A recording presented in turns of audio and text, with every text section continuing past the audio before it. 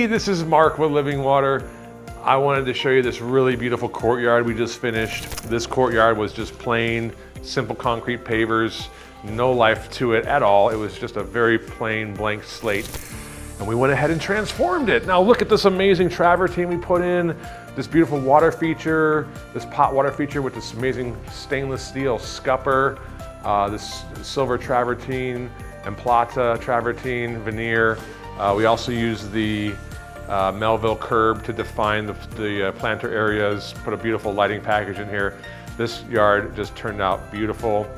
The client, we just talked to them and they said, we actually want to walk through here now. So they weren't even coming in here in the past because they drive in their garage, go in the house. Now they come in the courtyard, they enjoy it. The owner sits inside, loves the view out here, has the beautiful water feature to look at, and it's just a great way to spice up the entry, and it just makes you feel good when everybody comes over and says, wow, look how beautiful this entry looks. So I'm really proud of it. We're really thankful for it.